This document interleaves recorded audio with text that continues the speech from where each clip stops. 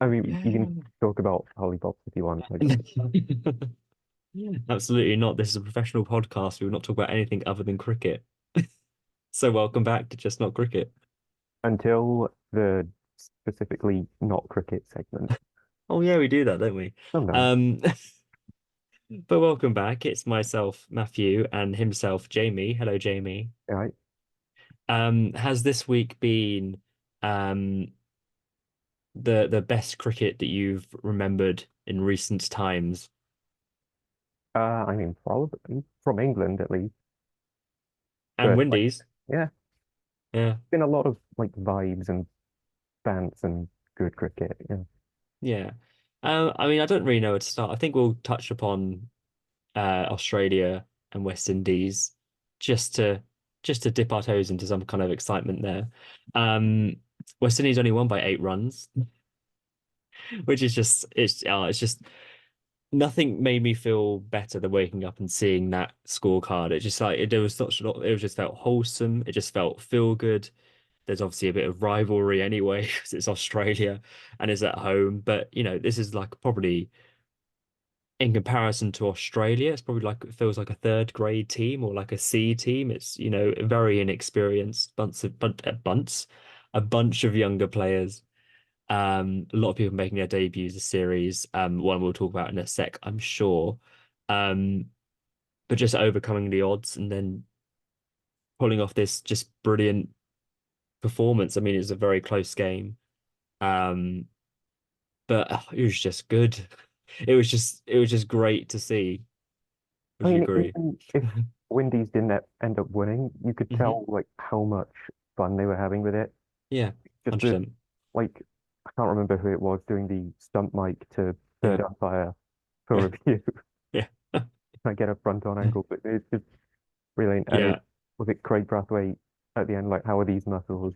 I know. Yeah. It, There's also, I don't know if you've seen it, I think it was Kevin Sinclair, I think. It might have been, I'm pretty sure. Um, I could have got that completely wrong. Um, no, yeah, it's Kevin Sinclair who celebrated the cartwheel. The wicket it was from Kawaja, I think for his first test wicket, I think it was. So just like just sheer like vibes and joy. And I think, the sense that they've been written off by so many people, um, that this felt almost like Australia, like a stat padding tour. Didn't really matter. They can open with Steve Smith. They can just do whatever, put Cam Green at four. Doesn't really matter. It's just West Indies. yeah, taken to Um, Clare before getting all out, yeah, well, being behind. Those yeah. 8 runs Those 8 runs might not wouldn't have matter. mattered. Um, but yeah, and I think they just took that freedom to be like, no one expects anything from us. We'll just go out and play our style of cricket and just enjoy it. And we've come here with I think Craig Brathwaite said before the series even begun, before the Adelaide test, that he was very much aware of what team he wanted to play and how they wanted to play. And it's quite a nice mix of kind of youth and experience. You obviously got Brathwaite there and Roche, of course, and Alzari Joseph. So it's just yeah, everyone had written them off. No one gave them a cat and hell's chance, and I think that worked in their favor. Basically, I mean, it's incredibly difficult to win in Australia. Only India have managed it recently. England only won a test back in 2010-11. And it's the first West Indies win in Australia since 1997. There were some legends in that game as well. So it's quite something. And just seeing the pure emotion when they got that wicket as well from the West Indies team, but then to people like Brian Lara and Ian Bishop, all these people who have carried West Indies through so much, just that pure kind of ecstasy and joy. And that, they haven't won the series, but they've drawn a series in Australia, which is a size better than anyone else has done recently. I think in all sport, we don't give like the mental aspect enough credit. Like the Windies were just going into this, shackles off, Yeah. no expectations, no pressure. Yeah. And it showed in how free they were with their Yeah. cricket. Like they just had room to express themselves and Yeah. not worry about the result. It's like, nah, we're just gonna Yeah. enjoy this. We've got fairly young players, new players, debutants playing. There's no pressure on them. We're not expected to win necessarily, so we're just gonna Yeah. do it. We're just gonna play a game. Vibe it. Yeah, Yeah. I mean, it's just yeah. I mean, there's so many instances. There's again, there's one guy we're going to talk about, and we will get to him. But there's just so many instances in this game where they were just you know, written off. So on the first day, they were 64 for five at one stage. But then you had a massive partnership. I believe it was about, yeah, 149 between Hodge and De Silva, which just dragged them right back in the game and getting 311 on a day-night test match as well, which Australia have never lost one before. This is the first day-night test they've ever lost.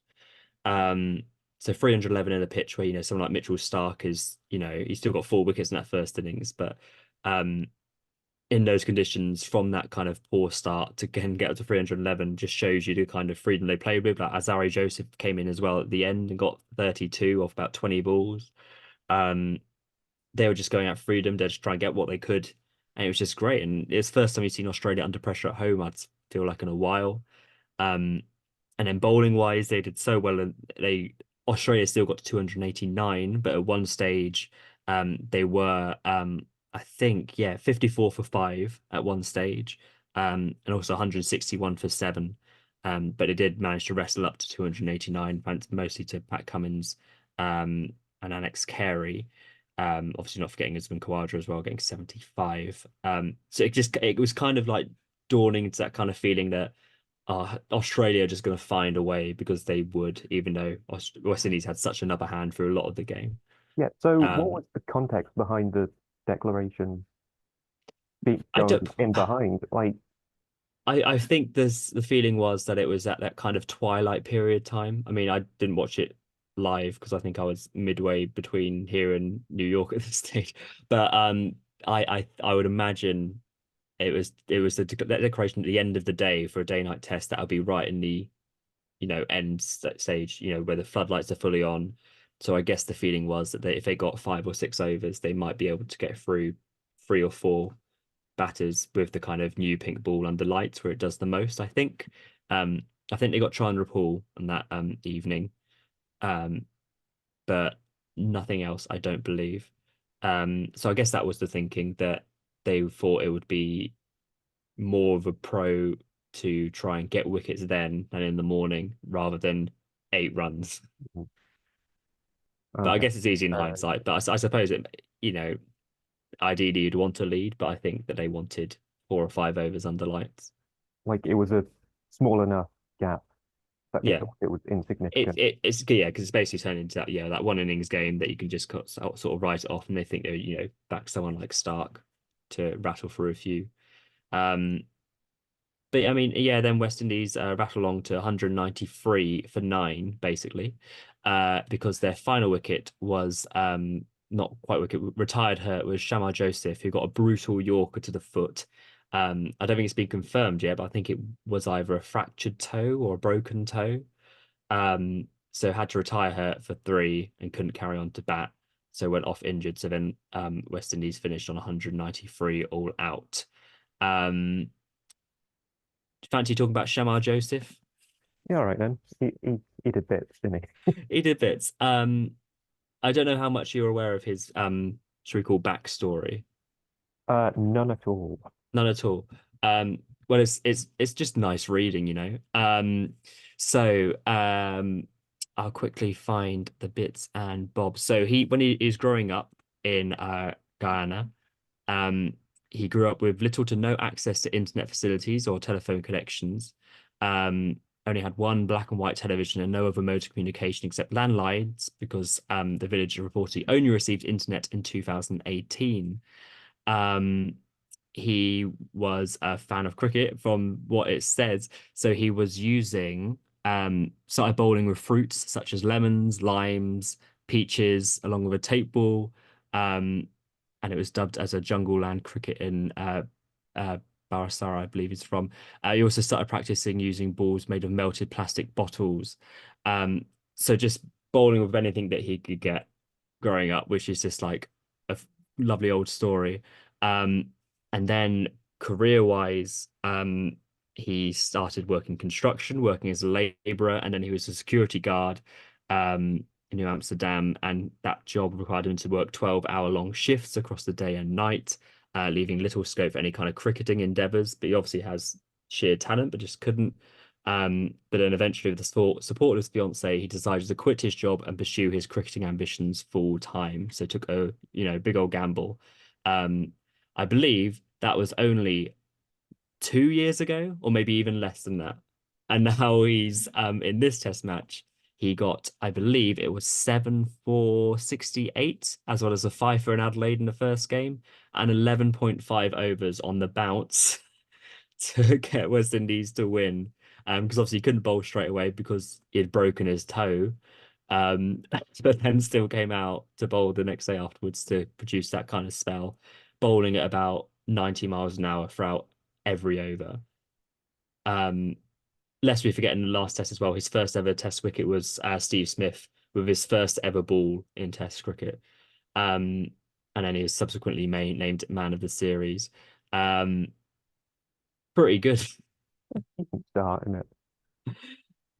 It's just a pure, wonderful, lovely story, and he's just thriving on every minute. I think it's probably like the post ecstasy of it all, but he said that nothing will compete to playing test cricket for him. Like no matter how much franchises would offer him, he wants to play tests. Just the sheer joy and emotion that he was kind of brought to tears when he got his 5 wickets in the game, and then when he got the seventh, basically doing whole laps of the Gabba. Um, it was just it's just a sheer. I mean, everyone that loves a kind of underdog story, but then just the sheer, I don't know, grit and determination that even through such a horrendous injury, he's able to bowl that quickly. Kind of Mark Wood, Jofra pace. For 11, almost 12 overs in a row. I think there was a tea break in the middle, but that's two continuous spells. To get the last 7 wickets, pretty much is just it's just mental. It's like a heroic performance that like only comes along every I know, yeah. 10 years or something. Yeah, and you just want to kind of bottle it up, don't you? You just want to just like it was just a wonderful moment. You had Ian Smith on the commentary as well. Just all of West Indies just going absolutely ballistic. There's only about kind of 2 people in the crowd, but it felt like it didn't matter. It was just like it was just brilliant. It was just such a joy, and just seeing some of the dismissals as well, just the sheer pace. I think Travis Head was out for a golden pair in this Test match as well. The ball that got him was great. In the ball to Joss Hazelwood, no, he's a number 11, but it just completely Yeah. flattened his off stump. And just kind of harps you back to kind of West Indies of old. I know it's kind of an old cliche, but just that kind of pace, and then just batters getting out of the way and just letting the ball hit the stumps pretty much. Um, I just don't have any more words other than just kind of joy and elation about this. I know it's Australia, it makes it even better, but just to see West Indies perform and do well, especially with someone like Shamar Joseph, it's just great. I mean, if you're going to write a film or a book or something about a cricketer's rise to Yeah. fame and like prestige and like this is the kind of thing you wouldn't be able to just think of off the top of your head. You wouldn't. No, yeah, yeah. It's It, just it's so surreal that it can only happen in real life and specifically for the Windies. yeah, yeah, yeah, yeah, yeah. And it just feels like this is the result that West Indies need as well. Like if you talk about narratives from all the stuff they've gone through of recent times in cricket, and you'd hope that on the back of this and the way that they're still holding up even with limited resources, that the ICC can do more to help budget and fund these other teams as well as the top three. Because those results just showcase why it's important just to have as many teams as possible for those kind of results and those kind of moments.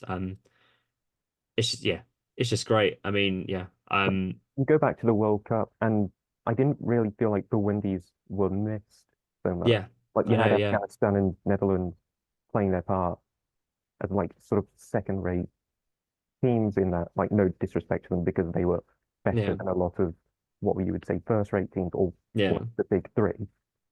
But like they just you didn't feel their absence during the World Cup. So this result also feels like they're re-announcing themselves. yeah, resurgence. Yeah, Yeah, fingers crossed. Yeah, it's they're back. result needed for cricket, definitely. Yeah, they're back, and Rucci was there as well, which is just always joyful. Um, I don't really have anything to say about Australia. I mean, I'm sorry for any salty Australia fans saying. I guess Smith got 91, so I guess he's a test opener now. I don't really still see it. It's kind of obsession with Cameron Green in the side, even though they've got another all-rounder, Mitchell Marsh, but who cares? Um, we'll see how they go against New Zealand, I think, in a couple of weeks. I think that will be a bigger test for them, New Zealand away. New Zealand, obviously, a very good side at home. Um, and Australia have had a very good year. I don't think this result would feel as though it could set them back too much, but you never know. It's an aging side. They've obviously lost Warner. Smith before this was struggling. Marnus hasn't got many runs in a while. Um, yeah, we'll see. But they're still an incredibly good side, and only 8 runs away from winning this game. So, oh well. Um, any more about Windies or just happiness? They're back. They're back. Speaking also who's back, Test cricket with England is back. So So that also means Bazball. the Is cold this is back. the Colt is back? Is this the bazziest Bazball that you've ever seen Bazballed? No, No. it's pretty close. This was a stupid game. I know. Um, I get this game for me feels like it went over like 4 years because I remember like it starting when I was on holiday in New York, starting at 11 p.m.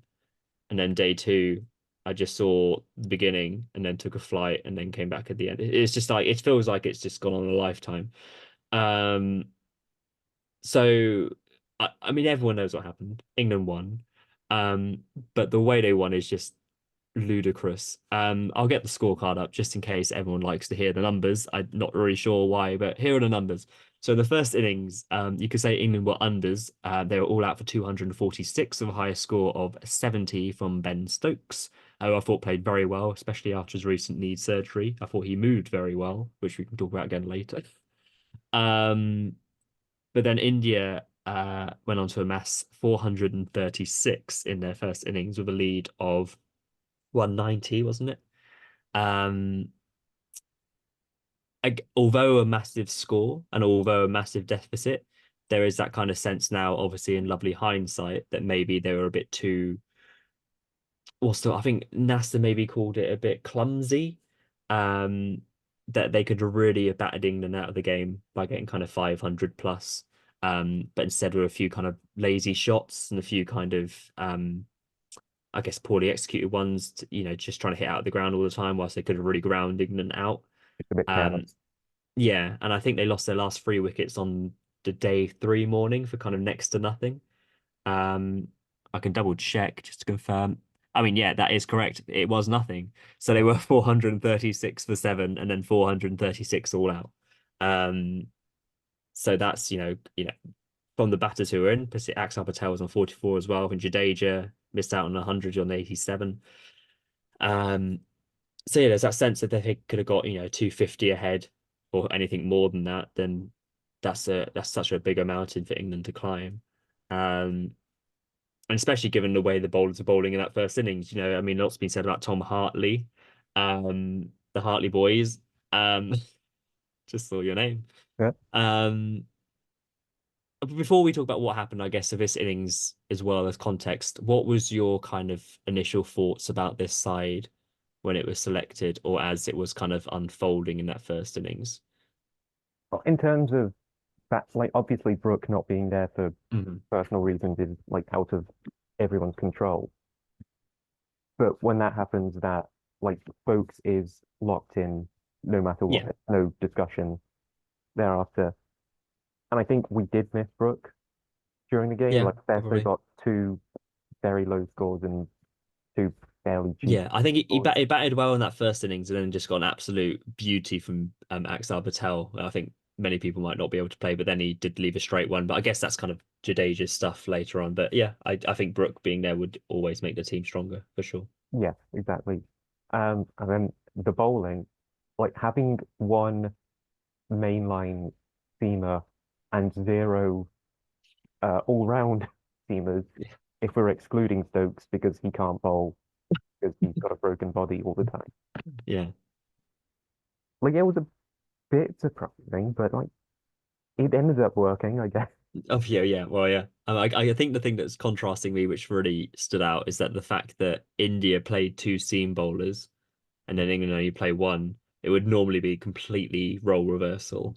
The fact that England go in with a gun ho spin attack, all of which two of them have only played one test between them before this.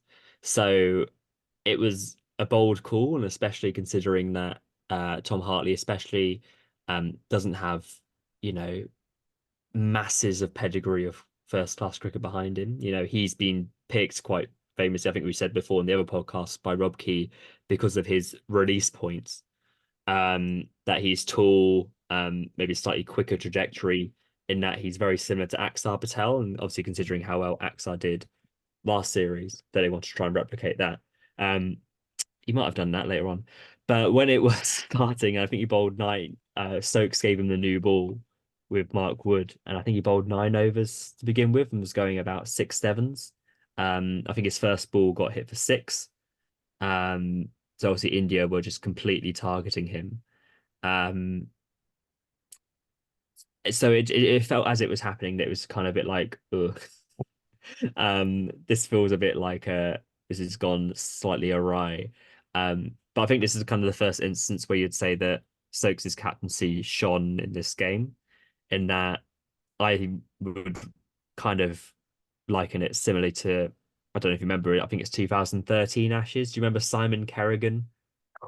Yeah, just I remember Yeah, the so name Simon yeah. Ericsson. So I think they picked two spinners at the Oval against Australia, and Simon Kerrigan was a left arm spinner. Um, and he only bowled, I think, 7 overs in the match because Shane Watson just smashed them all over the place, and then Cook took him off and he never bowled again. And that was it. That was his Test career done.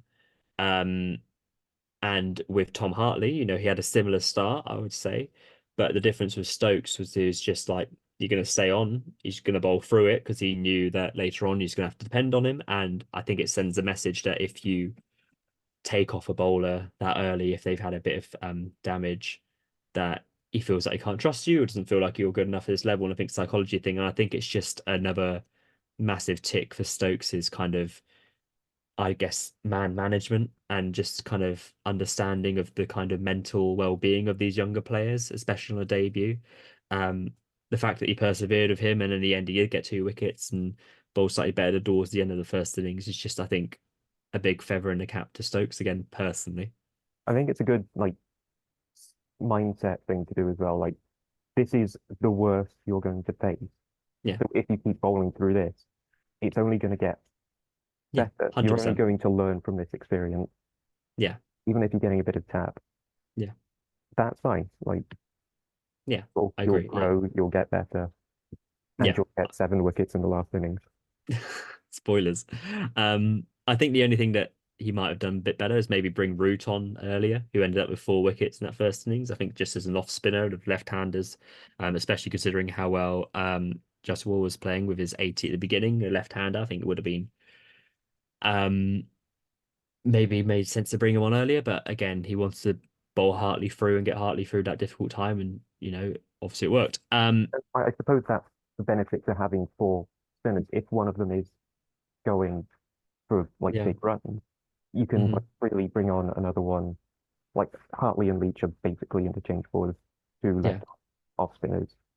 You can bring on Rayan, but he's spinning it the same way, but he could do it either way. He could get it a bit steeper, and then Root's just doing his magic root balls, Yeah. whatever. But if Bowling really well. yeah, but if one of them's off, you want to keep spinners on during India no matter what. So if you've got more of them, Yeah. like there's more Yeah. freedom for you to take them off if you need to. Or Yeah, I agree. I think so. And I think the variety of the spinners as well. Like I say, that Leach and Hartley are interchangeable. I'm not sure Leach plays in the next game, just considering his injury. But you got left arm spin, you've got the leg spin and deucers of Rayan, and then you've got the off spin of Root. It does kind of complement each other quite nicely. And now they've got this experience on their back as well. That's going to help them immensely. Um, but then England go on to bat again with that deficit of 190. And they started really well. Crawley and Duckett put on a brisk 45 um, they did within the a first really 10 good. overs. They had a really good opening partnership in the first inning. I They think they got got 50 just in the first like innings as yeah, well, I they believe. did Yeah, 55. really positive, just front Yeah, foot stuff. yeah. And that makes such a difference in India as well. Like if you I try not to, but if you think back to that 2021 series, it was always kind of like 0 for 1 or 1 for 2, or it was just always carnage at the start. So to have that kind of stability with those two is just good. I know they didn't go on to get big scores, but they set the tempo. Um, we should probably talk about the player of the match, Ollie Pope. I was already writing his test career over in the first innings.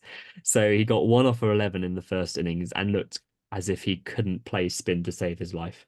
Um, it looked like he was timid, he was unsure, he didn't know which way the ball was spinning. Um, it just looked like he was really struggling and looked like a player who had been out for 9 months of a big injury and hadn't played much cricket. And especially given his tour last time, and I think he only averaged. I think the runs he scored in this game were only just under what he scored in the whole series last time. Um, so he was just looking like, oh, here we go again. Um, Good on flat pitches, but is he really good when the times are hard? And I'm glad to admit that I know absolutely nothing about players and how they play. Because Ollie Pope, as a lot of people have said, went on to go and play one of the best innings for England um, overseas. I think definitely in India, given the match situation. He scored 196 at a strike rate of 70 with 21 fours and was, just sweeping and scooping deluxe. Um, I mean, you say that, great. and like we go back to the Indian batters in the first inning Hmm. being a bit careless, maybe going a bit too white ball. Like, Yeah. yeah, Hope was like scooping, like blind scooping. He was just like looking down and Yeah. Yeah. Yeah. like switch hitting, Still reverse scooping. sweeping. But he was doing like proper Test cricket shots as well. Like he Yeah. wasn't doing those ridiculous shots just because. Like there No. was the right shots in the right moment for that Yeah. ball. But like he still drove well. He still cut really well. Uh-huh. But he kept a balance of that offensive stuff and the more traditional stuff, Yeah. Yeah. which Yeah. like not a lot of the other batters in the game for both sides did. Like you had the 380s for India and the two openers for England played fairly well, but I feel like no one struck the balance as well as Pope, obviously, because he nearly got 200.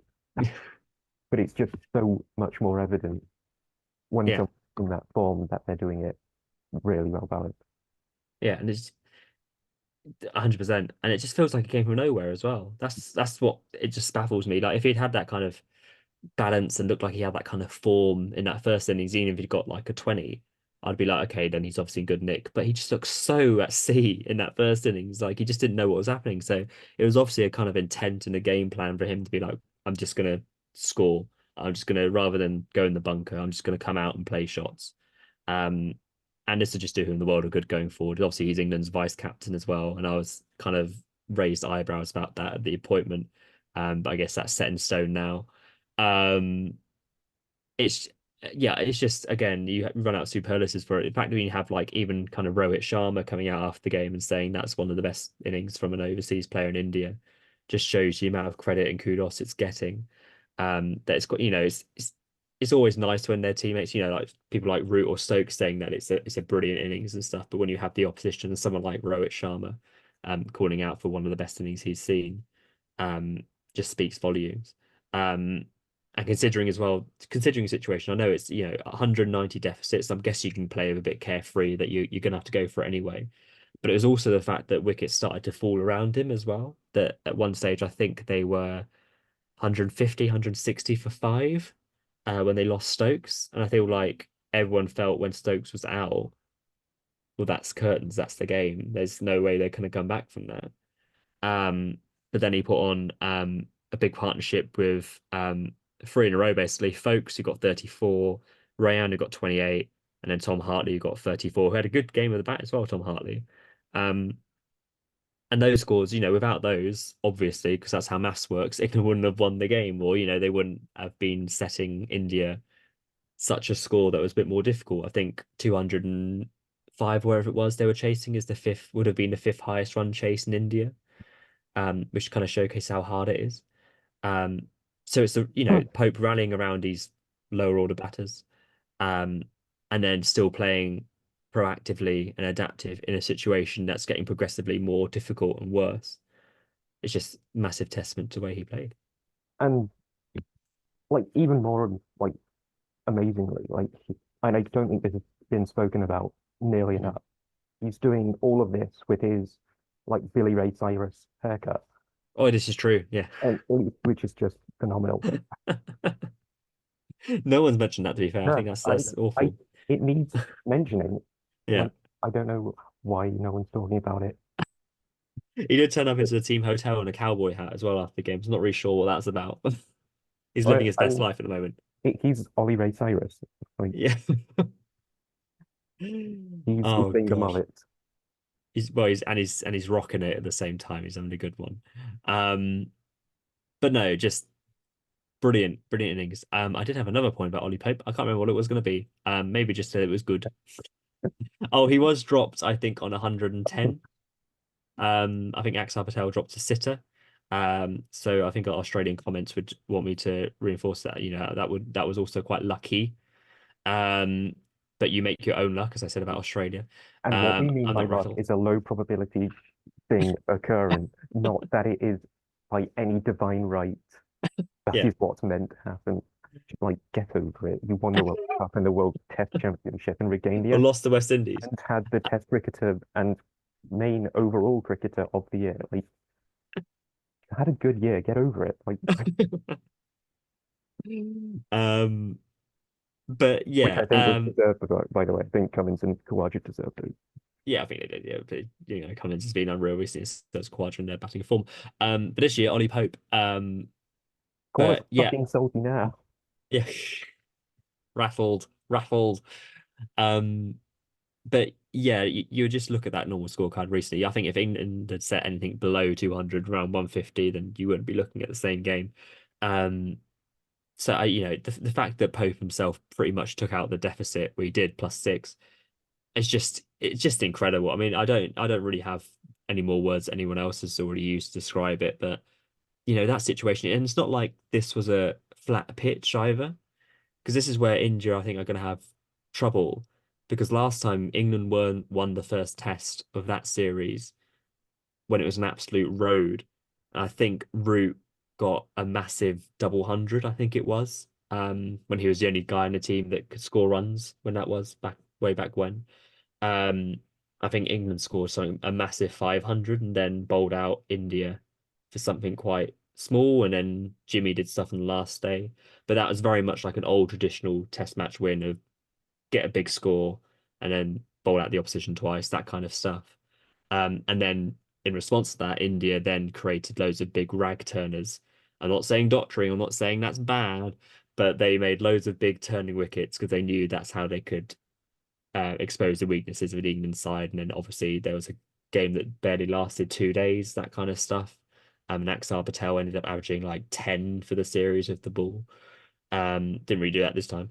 Um, so this pitch and this game was very kind of it wasn't as crazy turn, but it was still quite extravagant turn. You definitely saw from that from kind of Hartley and bowlers like Ashwin and Jadeja throughout the game that there was balls that would really go. There was one to Folkes as well that kept really low, um, which he was bowled from. So it was doing a lot. So it's not like Pope's come out on a big flat Bazball pitch in England and has smashed 196. He's done it in trying conditions, which I think is just adds to the kind of mythos of this innings. Yeah, he did all right, didn't You did good. he? It's fine. And also just quickly note before we move on to the bowling, and maybe a little intermission, the fact that you have Ashwin, Axar Patel, and Jadeja all going pretty much at four and over. So Ashwin, I think it's the first time ever that Ashwin and Jadeja have gone for more than 100 at home together. So Ashwin got three for 126, going at 4.3. Axar Patel got one for 74, going at 4.6, and Jadeja two for 131 off his 34 at 3.8, which are just crazy numbers for them, considering, the legendary status that they have, the way that England were able to combat that through attack. Um, again, is just another big tick for Baz and the ball. Yeah, I mean, if they had like Siraj wasn't particularly on it, Not really, But no. like whenever they went to Bumrah, he was always a threat and like kept Yeah, the economy down low. So if they had that final bowler that was a bit more on song, if Siraj had yeah. better or if they picked whoever else to play in his place and they showed up, Hmm. like maybe that would have it would have been an even Could be a closer difference. game. Yeah. But yeah, That, and that then it's happened. also Like similar, if England had picked Jimmy instead of, I don't know, Rayan or something, then maybe there might have been yeah, more. You just never know, do you? And I think that trio of Patel and Ashwin and Jadeja have kind of just are just so good. And that's especially at home, the fact that they were just able to be combated in that innings, I just probably think just took them by surprise. I think I don't think they were expecting it. I think they just expected England to roll over a wee bit. Do you just want to jump right into it? The next. no, I'm good. We can finish Okay. now. That's Well, fine. thank you for listening to Just Not Group One. Um, Last innings of this tale then. Uh, India requiring was it 231 to win? Um, were 202 all out. Um, with Tom Hartley getting 7 for 62 after, having one of the worst starts to his test career, not 3 days before, spins England to a victory, which is there's lots of facets to this. There's also the fact that Leach wasn't fit, and has injured his leg somehow. I think his knee is swollen up or something. I'm not quite sure the extent of the injury, but you looked at the way he bowled and he just barely could stand or walk back to his mark and stuff. So that was you're already going in a bowler down, and Like when you're most yeah, there was one over that Leach bowled like fairly late on that it yeah was going like wide full toss yeah and it just clearly wasn't comfortable. he wasn't. Yeah, and when that's your most experienced spinner, um, it's just nuts. But then Oh, you oh, hold on. Look, that take that shade back from Joe Root. Look, come oh on. sorry, apologies. Yeah, that's true actually. Yeah, good point. Who opened the bowling in this innings? You know, Uh, um. But yeah, this is a bit crazy. So Hartley got the first 3 wickets to haul of Sharma, Jaswal, and Shubman Gill. Um, it's just a completely different bowler in this innings. I mean, I guess it's just a mentality thing that it cut like you were saying earlier that what he did before was as bad as it was going to be. Um, Stokes trusted him again. He didn't open the bowling with him this time, but he went back to him fairly early. Um, And I guess that experience he knows what he's going to do. I think Stokes also said that he'd been watching Rohit's captaincy throughout the game, so trying to work out how to set fields in India to these kind of bowlers. Um, but I just don't know where it came from. Like it's just like I think it's yeah. there's 4 wickets off the top of my head which are kind of anomalous. Like for as well as he bowled, like the 2 catches from Pope, Hmm. just phenomenal at silly But point. someone who's just batted for like a day and a half Yeah, as well to go straight to the point. Now off we go. and like Nuts. not that they're necessarily bad balls. Like they obviously got the wicket, but how Hmm. often is that going to be? Is that going to Yeah, happen? yeah. And like so soon after each other as well. Hmm. Like brilliant play from both players, but like we'll we'll see how well he does going forward. And then there's like the Yeah, two at the end. It was Ashwin and I think Siraj that advanced yeah. Who with just didn't like want to come back tomorrow. yeah, just like no brains in the shot No, at all. I It's don't like get it. that's where we have to like temper expectations a little bit because Sure. they're sort of like no brain shots or Hmm. brilliant bits of fielding. But like still, even so, like he still got 3 other wickets on top of that. Yeah, Like I mean it's there was the taking ball. nothing away from his bowling. It's like when Yeah. someone comes to a dance down, you still got to get the ball Oh, right there. 100%. Like it was Yeah. still phenomenal. Yeah, absolutely. There was the ball. I think there was a stage where it felt like England were running away with the game. They were 119 for 7, India. But then Bharat and Ashwin put on, I think, probably about 70, Yeah. 60, 70. It felt very annoying and kind of like, here we go. This Mhm. has just got India written all over it. But then it was the ball to Bharat from Hartley that pitched on about leg stump and then hit the top of off, which just been like, okay, this he's all right now. He's pretty good. In those conditions as well. I mean, it felt like it was always going to be difficult for India, but it just felt like they were just getting momentum. They were starting to score freely, like you say. Leach had come on and not bowled well. Rayan had gone for a few, and it just took that kind of moment of brilliance for to break that partnership. Um, and I think, the fact that he only went at 2.5, 2.3, 2.3, 2.4 and over as well. So he's able to keep pressure up constantly. Um, and I think it might have been, again, Nasser at Everton who's mentioned this, that it felt like it was a very kind of England approach of old in this innings. That it just felt a mass role reversal that you've had a team, but not talking about the first 2 days, but these last 2 days, we've had one team go at the attack, put pressure on the bowlers in spinning conditions, and then another team to come out quite timidly and quite defensively and try and nudge and nurdle their way to a score. It just felt just like this is the wrong way around.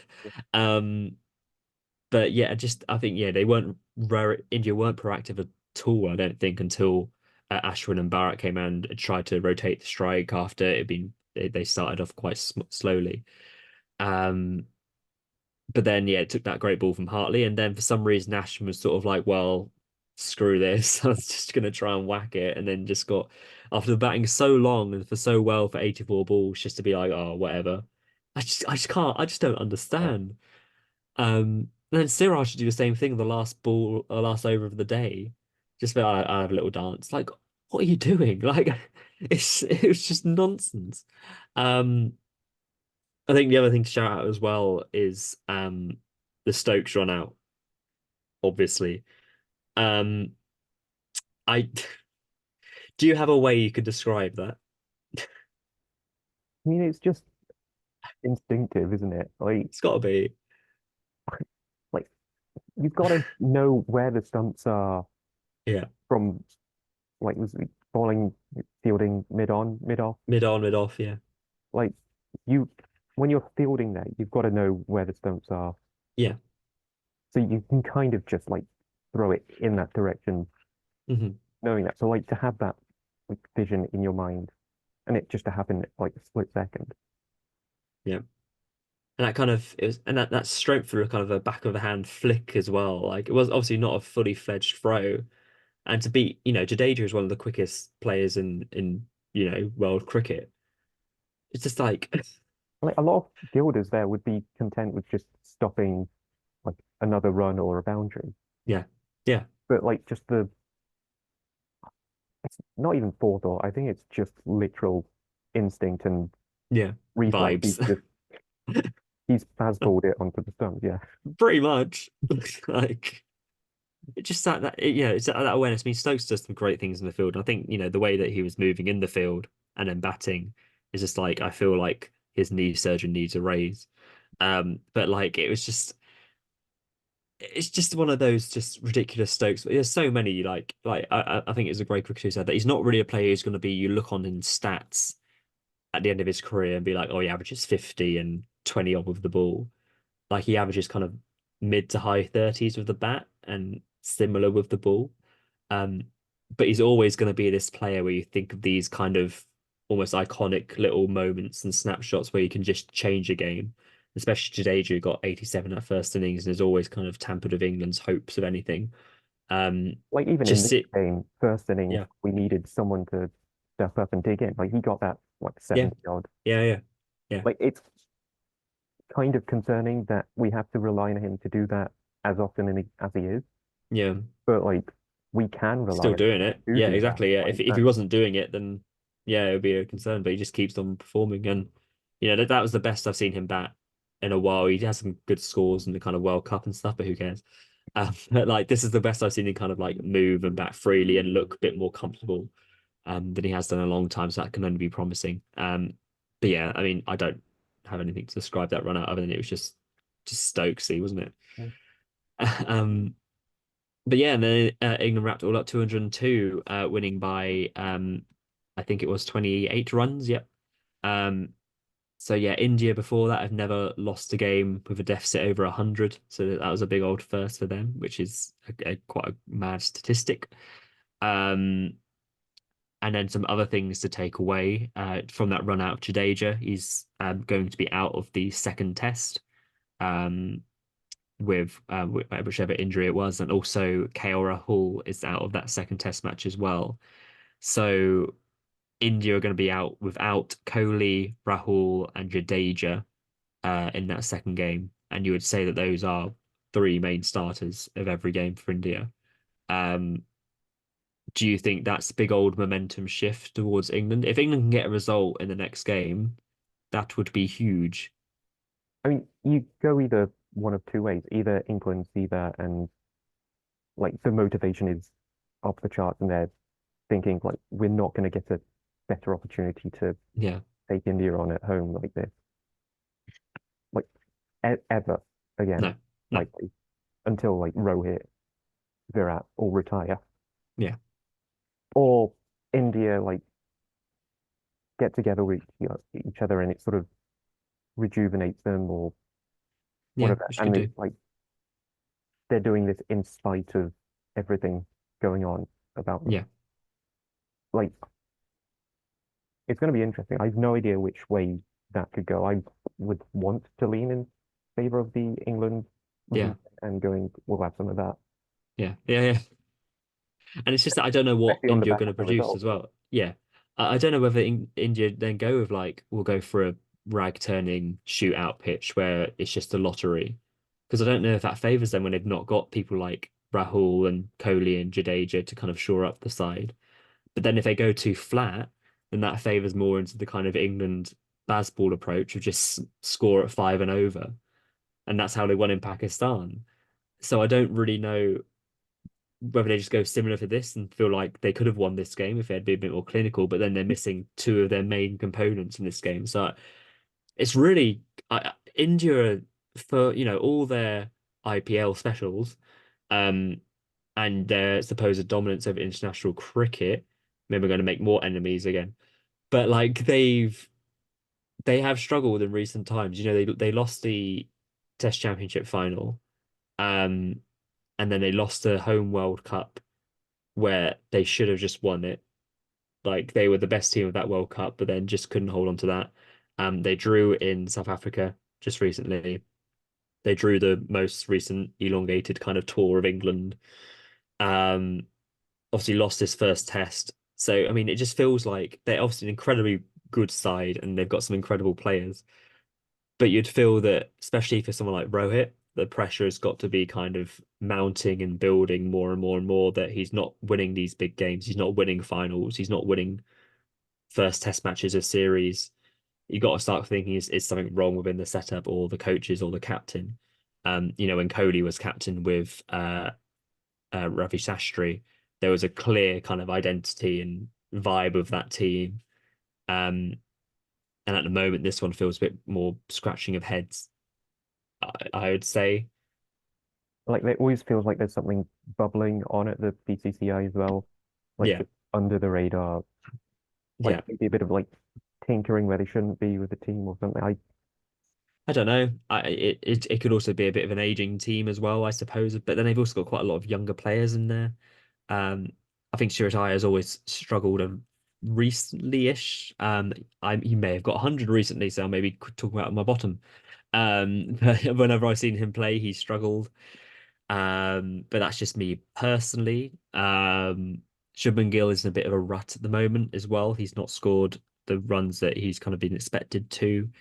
Um, don't know. It just feels like they were already missing Kohli in this game, Yeah, I like and he now they're missing probably more. would have been the difference. Like Yeah, yeah. you'd make them favourites to chase down that 231 Oh, with or massively. without Curly anyway. Yeah, yeah, And yeah, they probably took it a bit too passively, knowing they had another day to go as well. yeah. But like they still got within 28 runs of winning. Yeah. So that I don't it's think it's yeah. like a massive thing yet.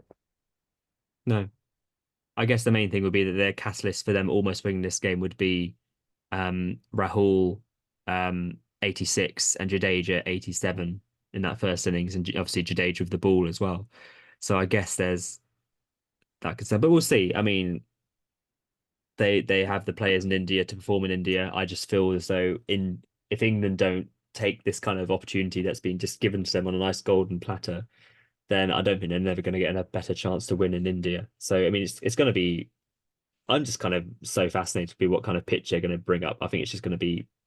I don't know what suits India best at the moment. Yeah, it'll be Um, interesting to see who comes in for India for KL and Jadeja yeah, if they swap out Siraj, and then who comes in for England yeah, over for Leeds Leach. now Yeah, if they were to like maybe take out Wood, which I don't think they would, but just as a yeah. I mean, they might rotate Wood. I mean, obviously Stokes has got a good record of debut bowlers getting Fifer. So you could give a debut to our friend Gus Atkinson. Bashir could have a go.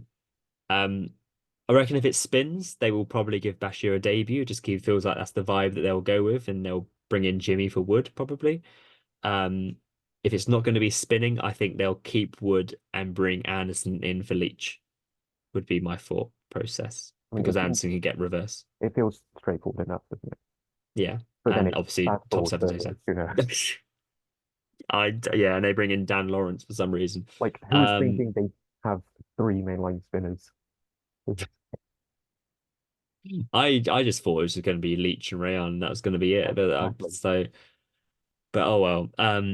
Good vibes. It's good to Sorry, have Test cricket four back. mainline spinners. I can't Sorry, keep Root. Yeah, trying yeah, to yeah, say yeah, that, yeah, Ruthie. I think just the final thing to note on this, Stokes has said this has been his greatest victory as Test captain. Um, I think it's hard to disagree. Would you agree with that? I mean, you win in India against India. Yeah, It's deficit yeah. 190 is pretty good. I think Yeah, the only better achievement would be to beat Australia in Australia. yeah, yeah, definitely. Um, But yeah, I'd then agree. that's only like a personal perspective being an England captain, isn't it? Yeah, yeah, true. Um, Objectively, probably this over I think so. Australia. But Yeah, probably. Yeah, maybe. Considering West Indies just won, it's easy, isn't it? Um, uh, yeah, I mean, I think in terms of the results they've had, I think the win in Pakistan, winning that 3-0 was incredible on those flat, dead pitches. Um, there were some results I think they had against New Zealand in 2022. And I think New Zealand got 550 odd in the game at Trent Bridge, and then England still managed to go on and win that with obviously Bairstow going brr at the end. There was a game against India against Edgbaston. Um, they've had some great performances, great wins, but yeah, I agree. I think this would be right up there as the top. And I think Pope's innings as well, for me, surpasses anything England players have done in India before. I see even including kind of KP's 186 and Alistair Cook's numerous hundreds and stuff. So big up to England. I don't think I've got anything else to add unless you have. I mean, we can breeze through and not crick if you really desperately want to. We can breeze through if you fancy very, very quickly. Oh, great. I promise to everyone listening, watching, this is the very last time, unless I'm convinced otherwise, that we talk about the Rings of Power. Because there were some leaks which you can take with a pinch of salt. We don't know if they're gonna happen or not, but some of the details are fucking wild. Can I also just say, I think we're probably the only people who talk about it as well. Like, even if we had like a Lord of the Rings podcast, um, but we're giving like, okay, I don't. You show me some of these leaks, Mhm. and I think I read the leaks, and I don't know much about the Lord of the Rings cricket lore. So, Like um, traditionally, Aragorn is like frontline bowler. Like yeah, he takes it on himself to yeah, get it done. I'd say like Frodo's like a number three. okay, yeah, Like when probably, like Bilbo opens, but he's not quite been able to get the job done, so Frodo has yeah. to take it on himself to. Sam's a keeper, isn't he? Oh yeah, for sure. Yeah, yeah, yeah. That's what Rosie would say anyway. Yeah. Okay, right. So your leaks, I don't really know much about the kind of stuff that is being baffling. I've just seen, is it Nerd of the Rings? Is that a fan account? I've seen them being a bit perplexed by this kind of stuff. Um, please give to me and our listeners what all this means or what it shouldn't mean. I mean, there's like some. abstract stuff of like the creation of the world, which is fine. It's just Hmm. how they would depict that. Then like there's no real issue with that. It Yeah. depends how they show that. It's more the stuff like Sauron having a son that is killed by Adar, which is a like how much of Yeah. a soap opera do you want to fucking make this? My problem is with when you told me about this is that it's all just going to be done through just like normal looking actors. And I think it's just going to look crap. Like, I think that we said to you that this would suit some kind of like real kind of abstract kind Mhm. of animation or something just completely different because it's so difficult to comprehend all these kind of like gods and creationism stuff and stuff like this and all these otherworldly beings that I just feel like when you're just going to see it on screen with just like these people, it's just going to feel like it's soap opera-ish and Yeah, just so, like fan one of fiction-y. the leaks have specified that Eru, like who's the main creator god of Yeah, literally everything, will be like a disembodied voice, yeah, which I feel like is the right way yeah, to do it. And like the Valar, quoting it, the Valar are larger than the Maya, but are bathed in a golden light and completely naked. yeah. What is it? It's just like it says that to be done with strategic lighting. So when they say naked, I don't imagine you'll be seeing like dicks and boobs. Yeah, So maybe not. it's like it's a mood, it's a choice. It is. I don't think it's It's the right choice or mood. no, yeah.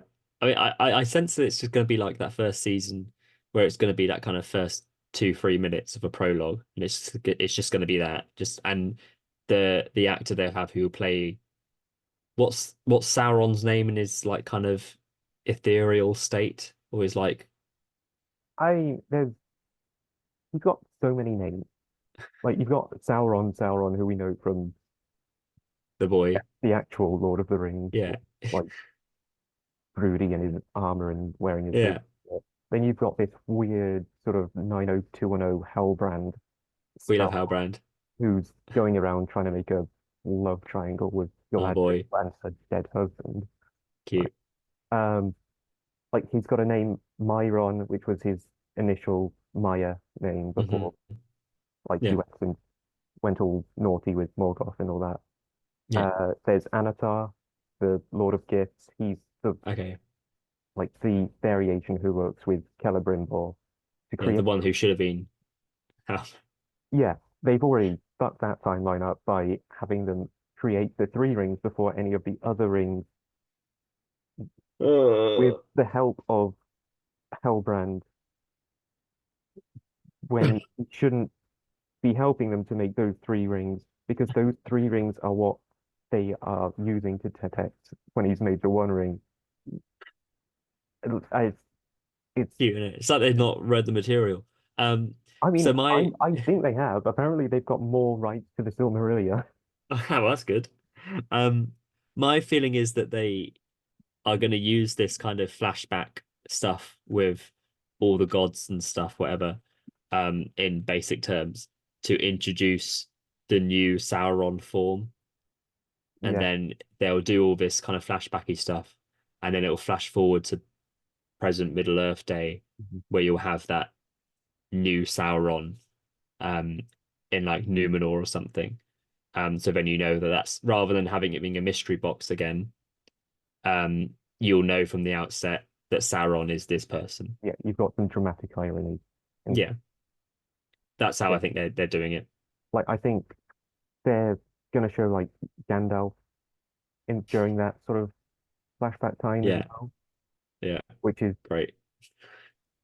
fine, but like they've got another lead that's like Gandalf slash Mithrandir, which is not he's not called Mithrandir. No, That's the name given by the elves. His name is Alorin at that time. It's like but like Sauron almost convinces him to like of his agenda. Which, yeah, be mates. yeah, come on, besties. Yeah, Yeah, yeah, no, all right, fine. Eh, great. Isn't Tom Bombadil in it? Yep. Oh, I was gonna leave that for last, but since Okay, you sorry. brought it up, Yeah. apparently Tom Bombadil and Goldberry are going to be played by the same actors that will play Morgoth and Ungoliant. Ungoliant being the giant spider creature who would birth all the other Oh, spiders in Middle Earth, yeah. including Shelob. So, Okay. like, I, I, I don't understand it that. just there are so many fan theories which everyone just does for fun because Tom Yeah, Bombadil of is course. an enigma of a character. Yeah. Anyway, no, there's no one who's ever gone. I think Tom Bombadil is Melkor, he's Morgoth, because it's just so fucking stupid. It's Oh gosh. but saying that, I didn't even know that was a concept. What was I didn't even I didn't even read into it. Sorry, go on. I mean, like Melkor is like locked away in like celestial prison by the gods and stuff, so that like he shouldn't Yeah. actually be Be in, bumbling around. yeah, being all ding dong dilly going with his river wife. But like, if this is what happens, I might watch it. Like, it's so Yeah. otherworldly shite Yeah. that it's kind of bringing me in. Yeah. It's just so frustrating, isn't it? That if you did this in a good way, um, it would be great. Like I love kind of gods and stuff, and that kind of side of Lord of the Rings is something that I've never read, and I probably should, I suppose, but I feel like it's difficult. Um, but I just feel like it's so out there and there's so much to it, and it's so from all the stuff I've read about it, it just sounds so interesting and you know almost abstracty that if you were to see it on screen done well, it would look incredible. Even that shot in the first season of Rings of Power, we've said that when you have that kind of shadow of Morgoth in the backdrop, just that gives you that's all you need to know.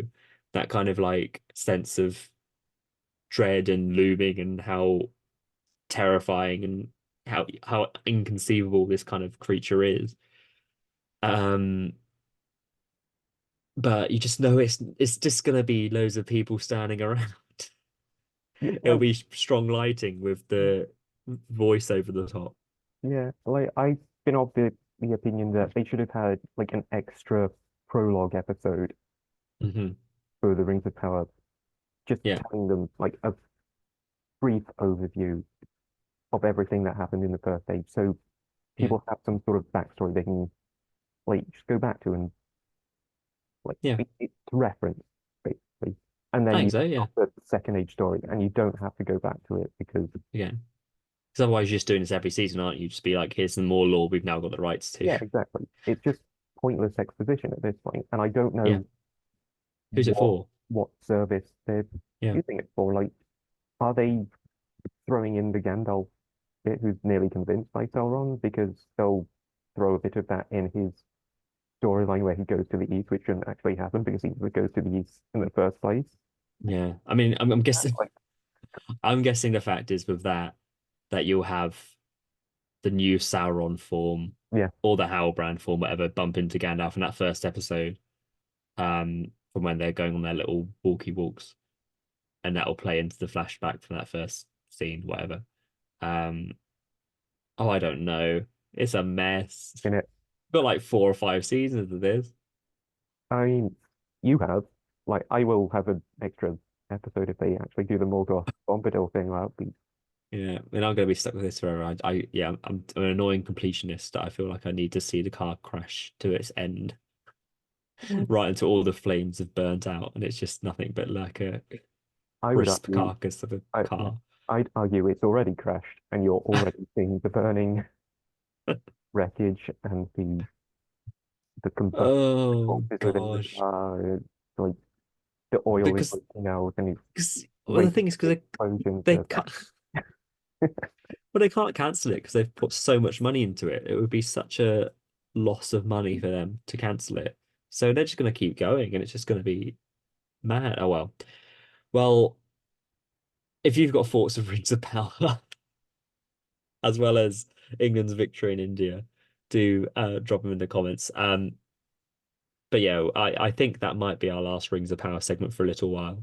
I I It could be back. I promise, unless you convince me otherwise, it's done. I just thought like some of these leaks were They're mental and they're just silly. bad shit. I just had to Yeah. share them. Well, thank you. You're welcome. Um, and then yeah, that's it really. If you want to get in touch with us, you can do so in where can they get in touch with us, Jamie? Just not Crit Pod. Instagram, TikTok, Twitter, YouTube, X, podcast. Like, YouTube. And thank you to everyone who follows us on us because we've now passed 1,000 followers on the TikToks. ooh, Just past 900 on the X's or the Twitters, however you want to call it. So building on up. Um, I reckon we'll be back for the review of the next test because obviously the West Indies and Australia one is done because that's only two tests. But India next play England on Friday. So that'll be the 2nd of February. So we'll be back at some point next week, if that suits you, Jamie. yeah, sure. I'm around. Um, nice. And that'll be when Rayhan gets 8 for 10 or something ridiculous. Um, but yeah, looking forward to it. Any more from you, Jamie? Hartley, Pope, go country singing. A Bazball. See you next week, maybe. Uh,